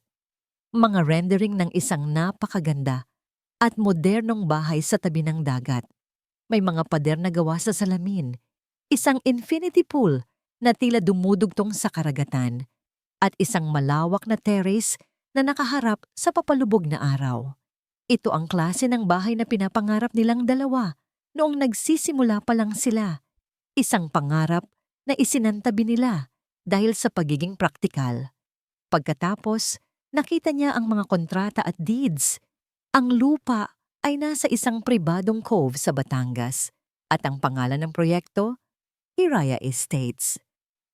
Binuksan niya ang isang subfolder na may label na payments. Naroon ang lahat. Ang mga wire transfer mula sa Horizon Solutions, ang multong kumpanya. Bawat sentimo na ninakaw ni Lacan mula sa Sinag Corporation ay nakadetalye. Bawat isa ay inilaan para sa pagtatayo ng paraisong ito. Ang hangin sa kanyang baga ay tila naubos, ngunit hindi pa tapos. May isa pang folder, correspondence. At sa loob nito, isang email thread sa pagitan ni Lacan at Amihan na nagsimula pa noong 1 taon. Puno ito ng mga matatamis na salita, mga pangako, mga pangarap. At sa dulo, ang pinakahuling email mula kay Lacan, ipinadala 2 linggo lang ang nakalipas. May kalakip itong pinakabagong rendering ng bahay. Ang mensahe ay maikli, ngunit sapat na para durugin ang anumang natitira pa sa puso ni Diwa. Subject, halos tapos na. Ami, aking Hiraya, tingnan mo ito. Malapit nang matupad ang pangarap natin. Konting tiis na lang. Ito ang magiging mundo natin malayo sa lahat. Ang ating bahay, nagmamahal, lakan binitawan ni Diwa ang mouse. Ang kanyang mga kamay ay nanigas. Hindi siya makahinga. Ang sakit. Ang sakit ay hindi maipaliwanag. Mas matindi pa ito kaysa noong makita niya sila sa cafe. Mas matindi pa sa anumang sakit na naramdaman niya sa buong buhay niya. Dahil hindi lang ito isang simpleng affair. Ito ay isang buong buhay na binuo sa kanyang likuran. Lahat ng kanyang sakripisyo, ang mga gabing nag-overtime siya para suportahan ang kanyang karera, ang mga pangarap niya para sa sarili na isinantabi niya para unahin siya. Ang kanyang walang sawang pagmamahal at tiwala. Lahat ng yon ay kinuha ni Lakan at ginawang panggatong para buuin ang pangarap ng ibang babae. Siya ang nagtrabaho para sa mga materyales, ngunit iba ang nagmamay-ari ng bahay. Hindi na niya napigilan. Isang tunog ang kumawala sa kanyang lalamunan. Hindi isang sigaw, kundi isang pigil na ungol ng sukdulang sakit. Bumagsak siya mula sa kanyang upuan at napaluhod sa sahig ng kanyang malamig at madilim na opisina. Doon, sa ilalim ng tingin, nang nagtataas ang mga gusaligang lungsod, na saksi sa kanyang tagumpay, si Diwa Salazar ay gumuho. Niyakap niya ang kanyang sarili habang umiiyak ng walang tunog. Ang kanyang buong katawan ay nanginginig. Ang bawat hibla ng kanyang pagkatao ay sumisigaw sa sakit ng kataksilan. Ang reyna ay hubad na ngayon. Wala ng korona. Wala ng kaharian.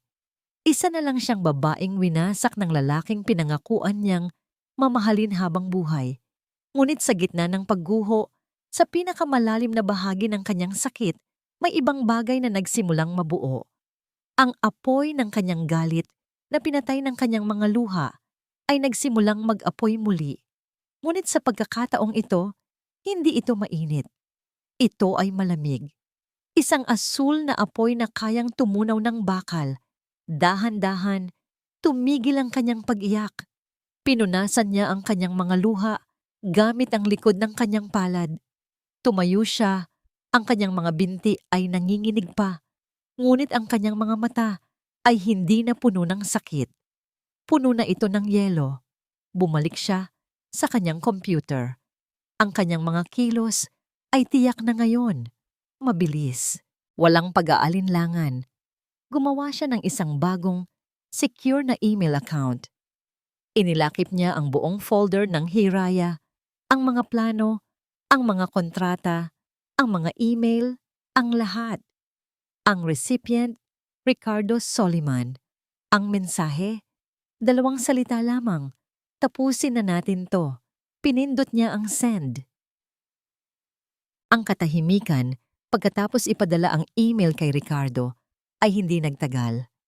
Kinabukasan sa opisina, ang hangin ay tila mas mabigat, mas siksik sa tensyon. Si Diwa, na ngayon ay isang dalubhasang tagamasid, ay agad napansin ang pagbabago sa kilos ni Amihan. Ang dating kumpiyansa nito ay napalitan ng pagkabalisa. Madalas itong wala sa sarili at ang mga ngiti nito ay pilit at nanginginig. Nahuhuli niya itong sumusulyap sa kanya ng may takot at kapag nagtatama ang kanilang mga mata, si Amihan ang unang umiiwas ng tingin. Nagsumbong na ang ahas, isip ni Diwa. Naramdaman niyang malapit nang gumuho ang mundo niya. Ito ang senyales na hinihintay ni Diwa. Ang kalaban ay nakakaramdam na. Malapit nang kumilos ang hari para protektahan ang kanyang kaharian ng kasinungalingan. At kailangan niyang maging handa. Hindi siya nagkamali. Nang gabing iyon, umuwi si Diwa sa kanilang penthouse na may mabigat na pakiramdam. Hindi tulad ng dati, hindi madilim ang sala. Lahat ng ilaw ay nakabukas. At sa gitna nito, nakaupo si Lakan sa isang silya. Hindi nanonood ng TV, hindi nagbabasa. Naghihintay. Isang baso ng alak ang nasa tabi niya, hindi pa nababawasan. Ang eksena ay tila hinugot mula sa isang pelikula. Ang asawang naghihintay sa asawang nagkasala. Ang kabalintunaan, ay halos natawa si Diwa. "Lakan?" Bati niya. Pilit na pinapanatiling normal ang kanyang boses. "Ang aga mo yata?" Hindi ito sumagot agad. Tinitigan lang siya nito. Ang kanyang mga mata ay matalim at mapanuri. Tila sinusubukan basahin ang bawat sekreto sa kanyang kaluluwa. "Umupo ka, Diwa," sabi nito. Ang kanyang boses ay walang bahid ng lambing na karaniwan niyang ginagamit. "Kailangan nating mag-usap." Sumunod si Diwa, inilapag ang kanyang bag sa sofa at umupo sa tapat niya. Ang distansya sa pagitan nila ay tila isang malawak na bangin. Ito na, ang simula ng bagyo. "May problema ba?" tanong niya. Ginampanan ng papel ng isang nag-aalalang asawa. "Ikaw ang sasagot niyan," sagot ni Lakan. Ang kanyang tono ay malamig. "Ilang linggo ka nang kakaiba, Diwa. Malayo, laging wala sa sarili. Gabi-gabi kang nag-o-overtime. Ano ba talagang ginagawa mo sa opisina?" Naramdaman ni Diwa ang paglamig ng kanyang dugo. Takot. Ngunit sa likod ng takot na yon ay ang matigas na pader ng kanyang determinasyon. Paninindigan, hindi siya bibigay. "Trabaho, Lakan. Alam mo kung gaano ako ka-dedicated sa sinag." Sagot niya, isang sagot na kalahating totoo. "At paanong hindi ako magiging malayo? Halos hindi na kita nakakausap. Laging kang pagod, laging kang wala." Binaliktad niya ang sitwasyon. Ang pinakamagandang depensa ay opensa. Isang mapait na tawa ang kumawala kay Lakan. "Huwag mo akong gawing tanga, Diwa. Ito ba ay dahil kay Amihan? Yung bago mong assistant? May sinabi ba siya sa'yo? So ito pala ang anggulo niya. Gagamitin niya si Amihan para palabasin na siya ay isang selosang asawa lang na gumagawa ng kwento." Matalino. Ngunit mas matalino si Diwa. Hinayaan niyang mamuo ang mga luha sa kanyang mga mata. "Anong kinalaman ni Amihan dito, Lakan?" "Ang pinag-uusapan natin ay tayo. Tayong dalawa. At ngayon, ako pa ang pinagdududahan mo? Pagkatapos ng lahat ng sakripisyo ko para sa'yo, para sa pamilyang ito?" Ang kanyang boses ay basag, puno ng sakit at hinanakit. Isang perpektong pagganap. Natigilan si Lakan. Tila hindi niya inaasahan ang ganitong reaksyon. Inaasahan niyang aamin si Diwa o magwawala. Hindi niya inaasahan ang isang nasasaktang biktima. Ito ang kahinaan ni Lakan. Ang kanyang arogansya. Ang paniniwala na mas matalino siya sa lahat. Ngunit hindi pa siya tapos. Tumayo ito at naglakad palapit sa kanya. Ang kanyang anino ay tila lumamon sa liwanag. "Huwag mong isipin na hindi ko napapansin, Diwa. Ang mga tingin mo, ang pananahimik mo. May hinahanap ka ba? May kinalkal ka ba sa mga gamit ko?" Ang tanong ay direktang-direkta. Isang bala na tumama sa kanyang dibdib. Sa isang iglap, naramdaman ni Diwa na nawala ang lahat ng kanyang alas. Paano kung alam na niya? Paano kung ito ay isang bitag? Ito ang sandali ng lahat ay nawala. Ngunit hindi. Tumingin siya sa mga mata ni Lakan at nakita niya ito. Pagdududa, hindi katiyakan. Nang huhula pa lang ito. Tinaas ni Diwa ang kanyang mukha. Ang mga luha ay umaagos sa kanyang pisngi. "Hindi ako makapaniwalang naririnig ko yan mula sa'yo. 10 taon, Lakan.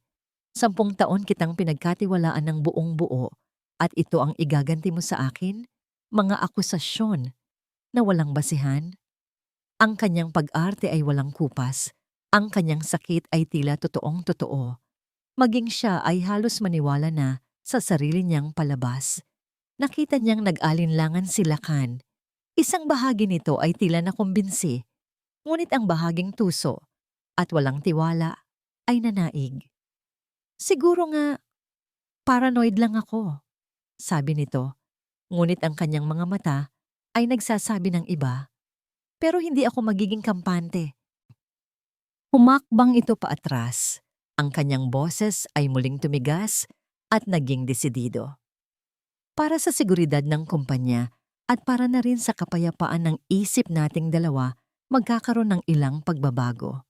Pagbabago?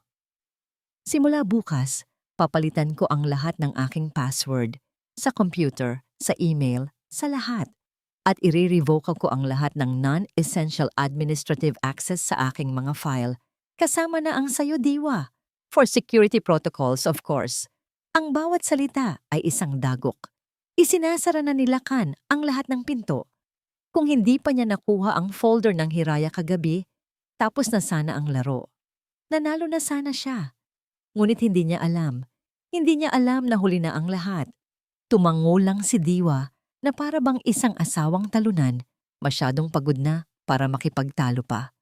Gawin mo ang sa tingin mo ay tama, Lakan, sabi niya. Ang kanyang boses ay mahina at puno ng pagkabigo. Nasiyahan si Lakan sa kanyang reaksyon, sa kanyang paningin na sukol na niya ang kanyang asawa. Naibalik na niya ang kontrol. Lumapit ito at tinapik ang kanyang balikat.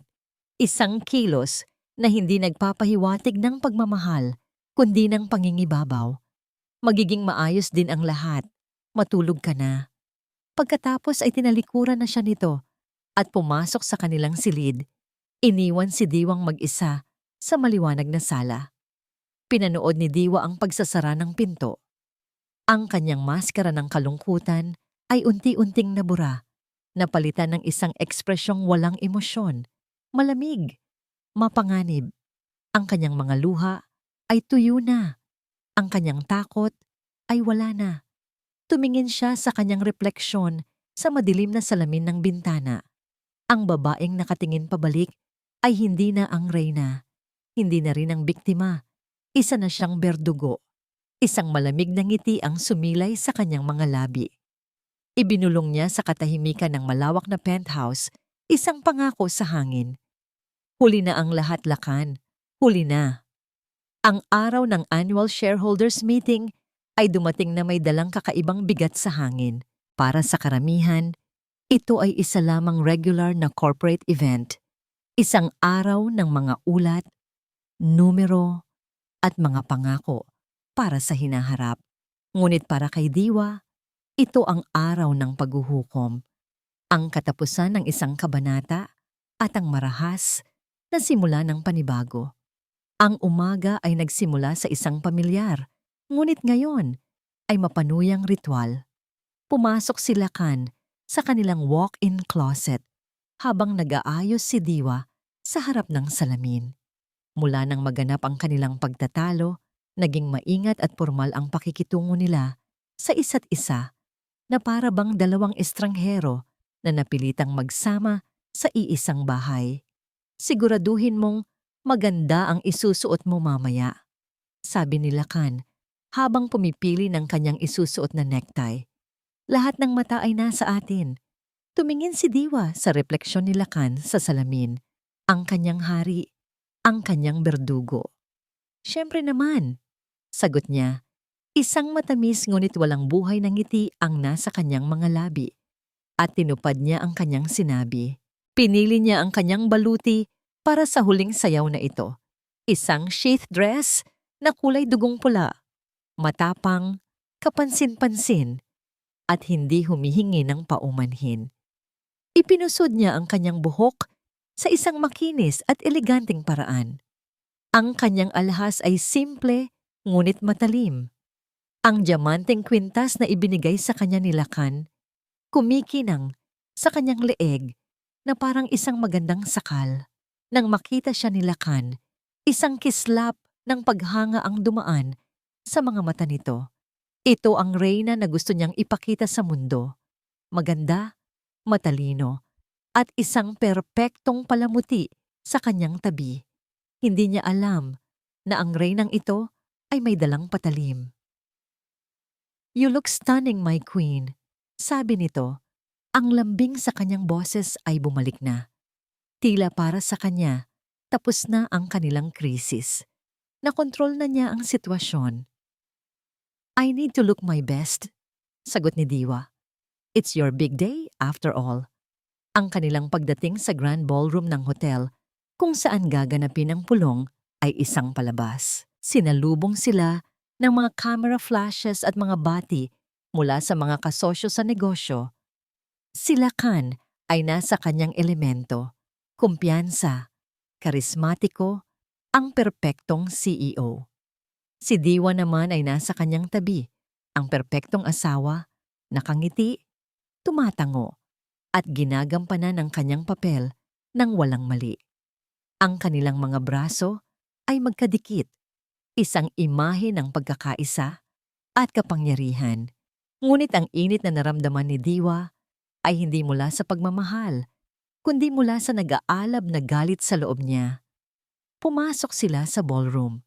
Ang hangin sa loob ay siksik sa amoy ng pera, kapangyarihan, at ambisyon.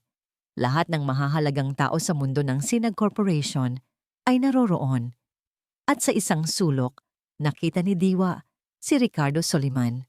Nagtama ang kanilang mga mata sa loob lamang ng isang segundo. Isang bahagyang tango mula kay Ricardo.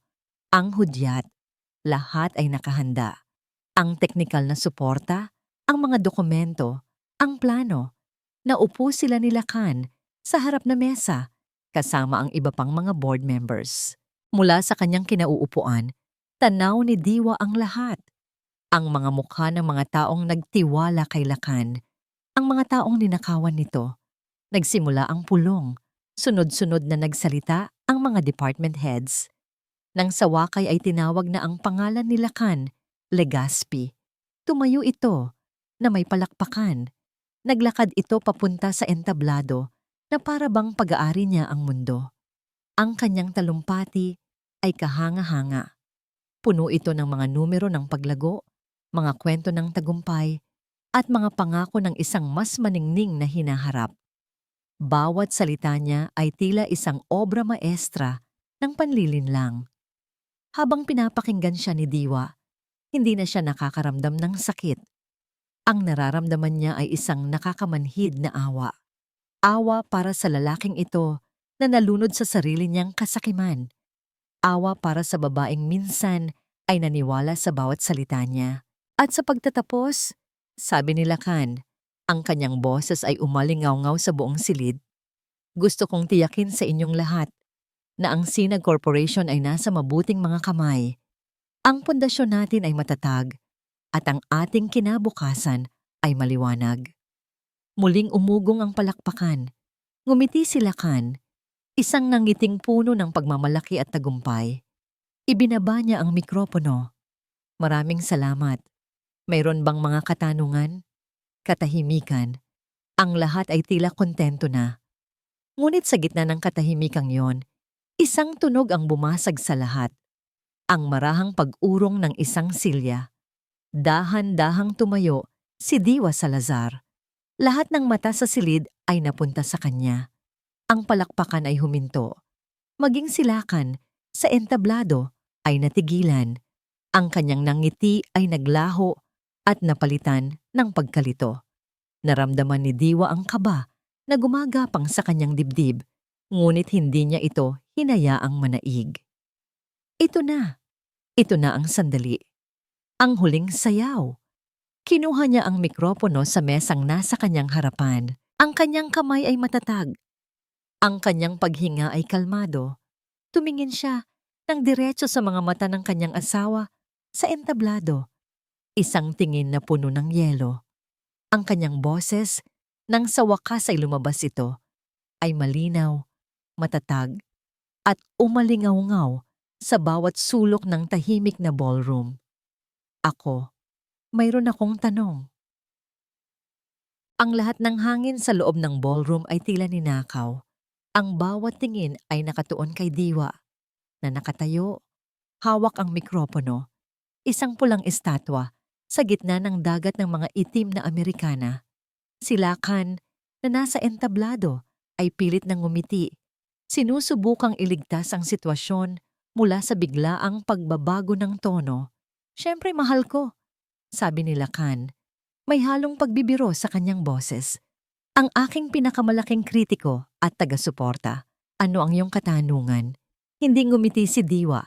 Ang kanyang mukha ay isang blankong canvas ng malamig na determinasyon. Tumingin siya hindi lang kay Lacan, kundi sa lahat ng board members at shareholders. Ang aking tanong, ay hindi para sa akin, kundi para sa ating lahat na nagmamalasakit sa kumpanyang ito.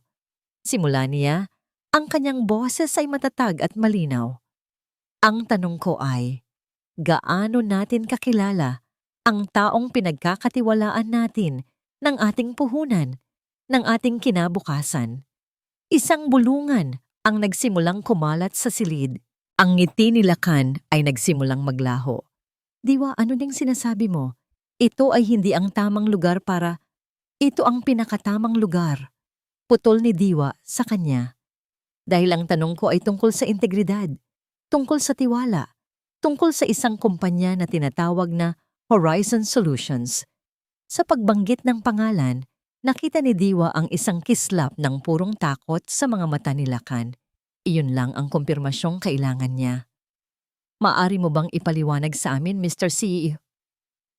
Pagpapatuloy ni Diwa, ang bawat salita ay tila isang suntok. Kung bakit sa loob ng huling 6 na buwan, milyon-milyong piso ng pondo ng Sinag Corporation ang napupunta sa isang ghost company na walang opisina, walang empleyado, at walang lehitimong serbisyo? That's a baseless accusation. Sigaw ni Lakan mula sa entablado. Ang kanyang boses ay umaalingaw-ngaw sa gulat at galit. Wala kang ebidensya. Mayroon. Simpleng sagot ni Diwa. Itinaas niya ang isang maliit na remote control. Kung maaari lang nating idirekta ang ating atensyon sa screen. Sa isang pindot, ang malaking screen sa likod ni Lakan, na kanina lang ay nagpapakita ng mga positibong graph ng kita, ay biglang nag-itim. At pagkatapos, isang video ang nagsimulang umere. Ang eksena, isang tahimik na cafe, ang kalinaw, at doon, sa malinaw na kuha ng CCTV, ay si Lakan Legaspi at Amihan Rosales magkahawak kamay sa ibabaw ng mesa. Isang malakas na hininga ng pagkabigla ang kumalat sa buong silid. Si Lakan ay namutla, tila nakakita ng multo. Ito si Miss Amihan Rosales, ang aking executive assistant. Paliwanag ni Diwa. Ang kanyang boses ay walang emosyon, na para bang nag-uulat lang ng panahon. Ngunit ayon sa aking asawa, sila ay may personal na ugnayan na nangangailangan ng corporate funding. Sunod-sunod na lumabas sa screen ang mga bank transfer patungo sa Horizon Solutions. Pagkatapos, ang mga dokumentong nagpapatunay na ang Horizon Solutions ay nagbabayad sa mga kontraktor para sa isang proyektong real estate sa Batangas. Ang mga bulungan ay naging malakas na usapan. Ang mga mukha ng mga shareholders ay nagbago mula sa pagkalito patungo sa galit. Si Lakan ay tila hindi makagalaw sa entablado. Ang kanyang perpektong mundo ay gumuho sa harap ng kanyang mga mata. Ano ang proyektong ito? Tanong ni Diwa sa hangin. At muli, pinindot niya ang remote. Ang huling ipinakita sa screen ay ang pinakamalupit sa lahat. Ang mga rendering ng magandang bahay sa tabi ng dagat. At ang huling email ni Lakan kay Amihan, pinalaki para mabasa ng lahat. Ami, aking hiraya. Ito ang magiging mundo natin. Ang ating bahay. Katahimikan. Isang nakakabinging katahimikan ang bumalot sa buong silid. Ang lahat ng pag-aalinlangan ay nawala. Ang katotohanan ay nakahain na, brutal at hindi maikakaila. Sa sandaling iyon, tumayo si Ricardo Soliman. Dahil sa mga nakakagulat na revelasyong ito, sabi niya, ang kanyang boses ay puno ng pekeng pagkabigla at tunay na awtoridad. I move for a vote of no confidence against our CEO, Lakan Legaspi. Sumabog ang kaguluhan, sigawan, pagtawag, si Lakan. Sa wakas ay natauhan. Bumaba ito ng entablado, hindi para tumakas, kundi para harapin si Diwa. Ang kanyang mukha ay puno ng galit, ng pagtataksil, ng hindi makapaniwala. Diwa, paano mo nagawa sa akin to? Sabi nito. Ang kanyang boses ay isang pabulong na sigaw.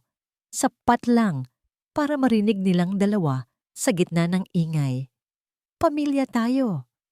Tinitigan ni Diwa ang lalaking minsan niyang Minahal ng buong buhay niya. Wala ng sakit, wala ng galit. Tanging isang nakakamanhid na pakiramdam ng pagtatapos.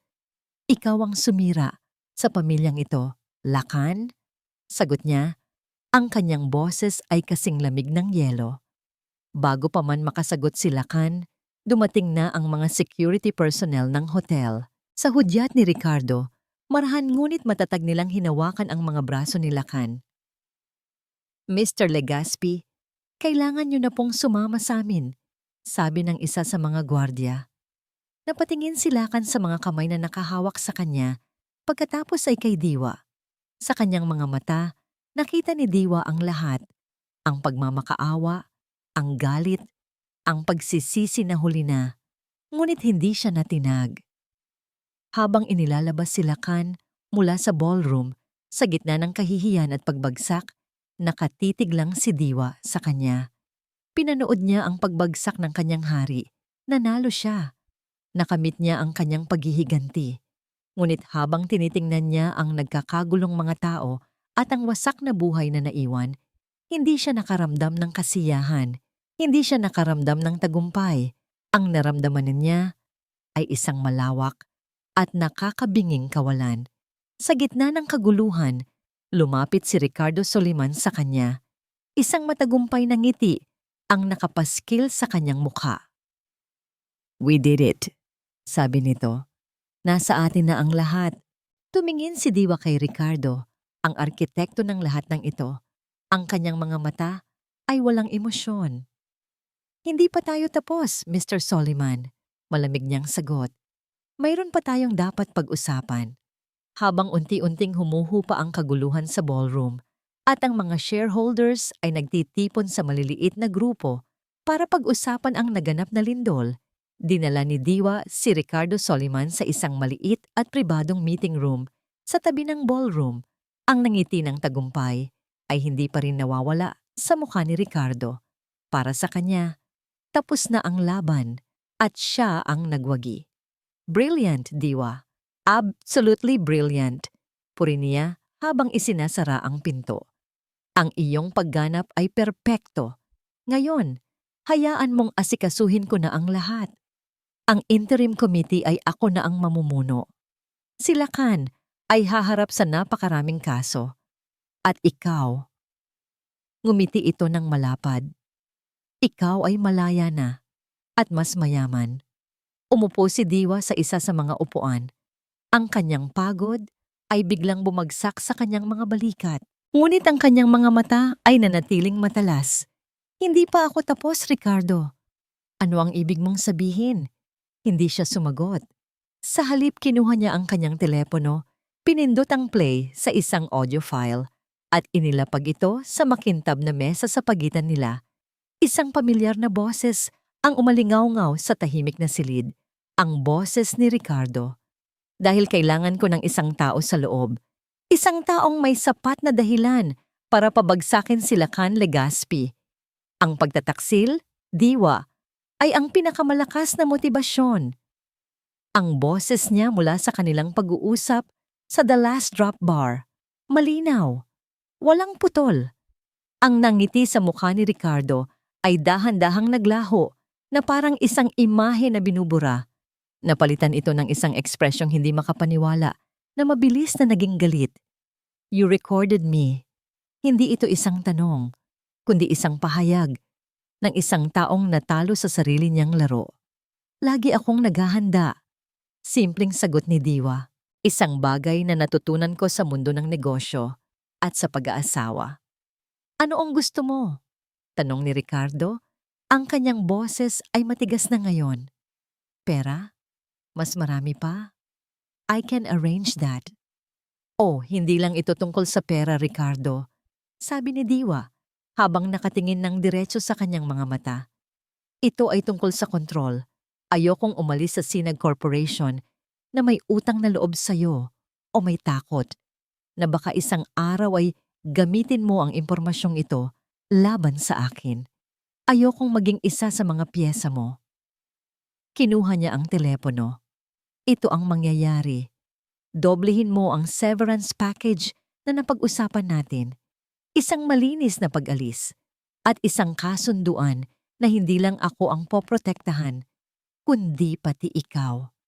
Hindi kailanman lalabas ang recording na ito. Ang opisyal na kwento ay ako, ang asawang biktima, ang nakatuklas ng lahat. At ikaw, ang matapat na board member, ang tumulong sa akin na bigyan ng hustisya ang kumpanya. Tinitigan siya ni Ricardo ng matagal. Isang laban ng titigan. Ngunit sa huli, si Ricardo ang unang sumuko. Isang mapait na ngiti ang gumuhit sa kanyang mga labi. Siya, ang master manipulator, ay naisahan ng babaeng minamaliit niya. "You are a remarkable woman, Diwa Salazar," sabi niya. "Deal." Pagkatapos ng pag-uusap na yon, pakiramdam ni Diwa ay nabunutan siya ng isa pang malaking tinik. Isa na lang ang natitira. Kinabukasan, isinumite niya ang kanyang resignation letter. Habang nililigpit niya ang kanyang mga gamit sa opisina, sa loob ng 10 taon, wala siyang naramdamang lungkot. Ang bawat tropeyo, bawat larawan, bawat piraso ng papel ay mga alaala ng isang buhay na hindi na niya gustong balikan. Para siyang nag-aalis ng isang lumang kasuotan na hindi na kasya sa kanya. Pagbaba niya sa parking lot, dala ang isang kahon ng kanyang mga personal na gamit. May isang taong naghihintay sa kanya, nakasandal sa isang poste. Si Amihan Rosales. Ang dating kumpiyansa at ningning nito ay wala na. Napalitan ito ng isang anyong pagod at talunan. Ang kanyang mga mata ay namumugto.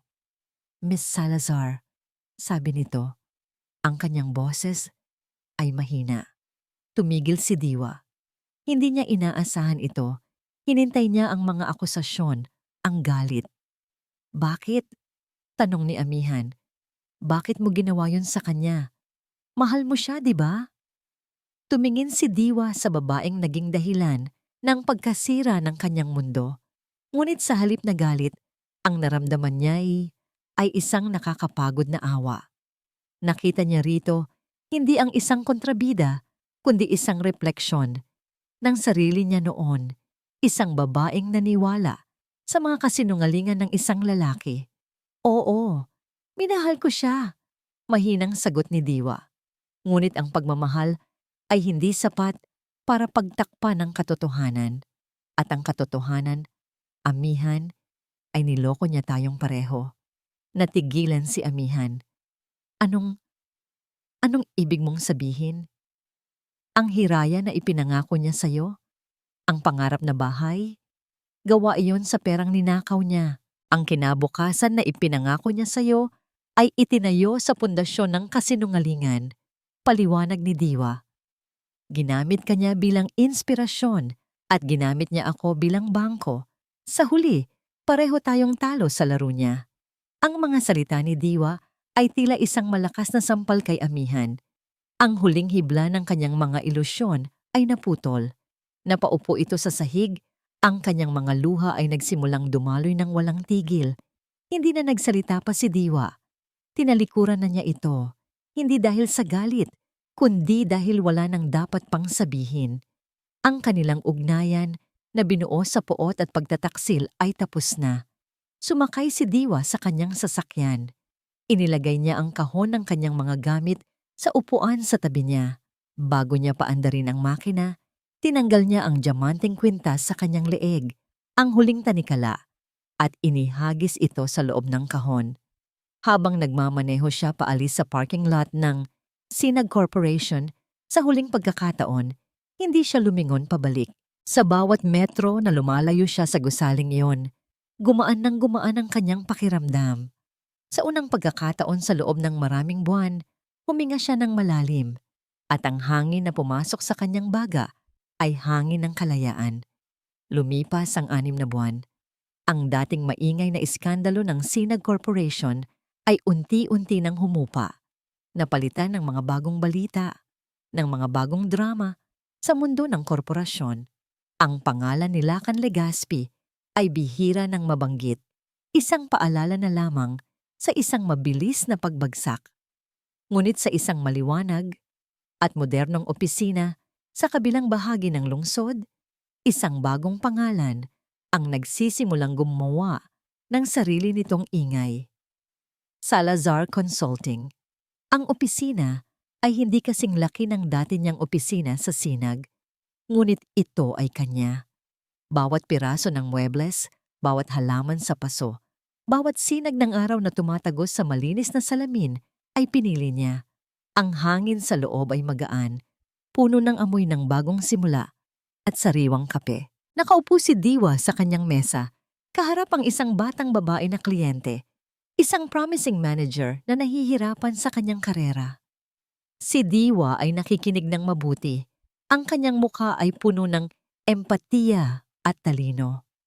Ang takot ay anino lamang ng ating mga pag-aalinlangan.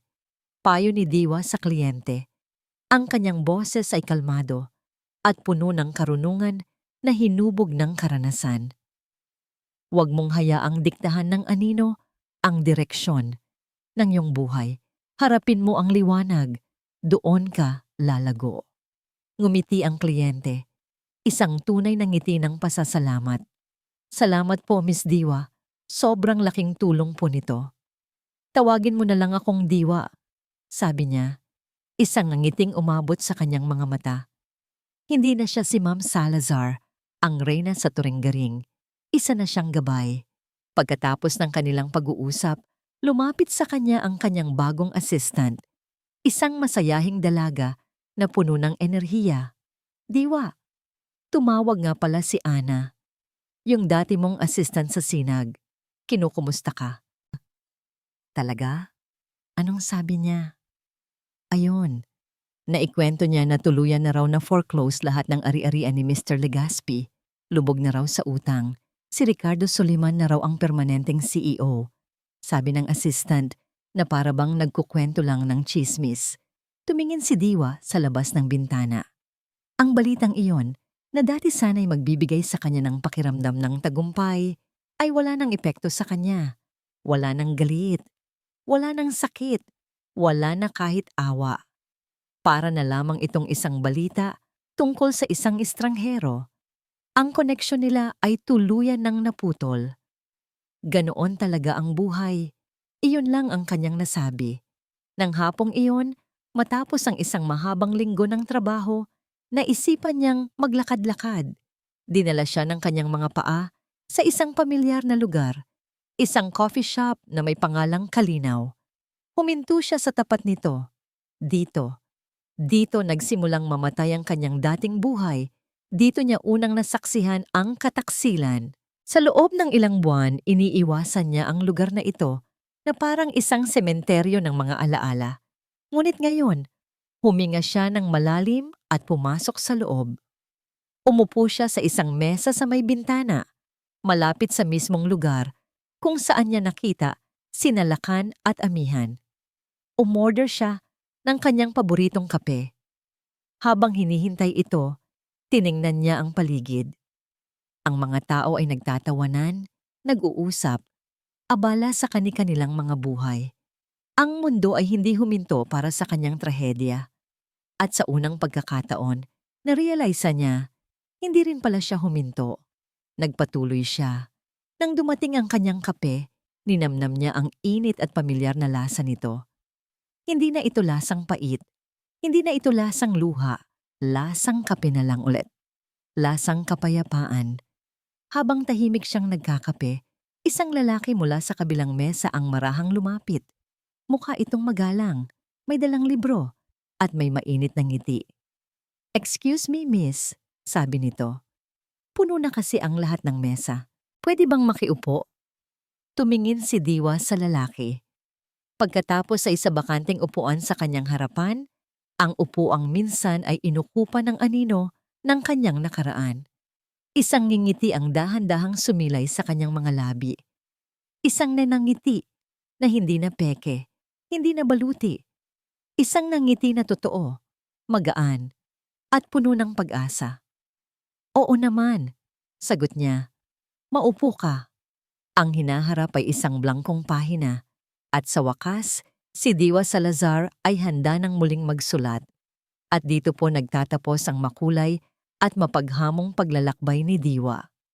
Mula po sa kaibuturan ng aking puso, nais kong magpasalamat sa bawat isa sa inyo na walang sawang sumubaybay, nakiramdam, at naging bahagi ng kwentong ito mula simula hanggang sa huli.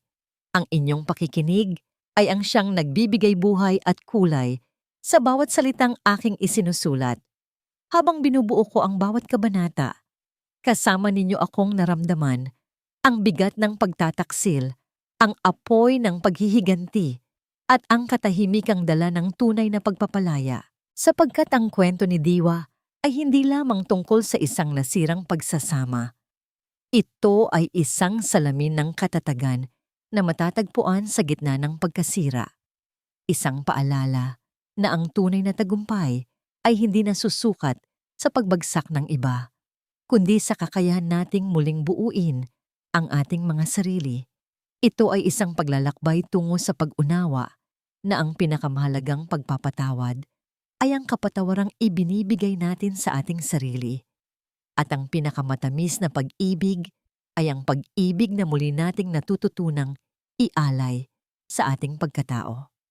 Ngayong tapos na ang ating paglalakbay, nais ko sanang marinig ang inyong mga saloobin. Anong bahagi ng kwento ang pinakatumatak sa inyong puso? Anong aral ang inyong baon sa pagtatapos nito? Ang inyong mga komento ang nagsisilbing ilaw at inspirasyon sa aming patuloy na pagkukwento. Hanggang sa ating susunod na pagkikita sa panibagong istoryang buhay at pag-ibig. Muli, maraming salamat po. Nagmamahal. Kwentong Puso TV.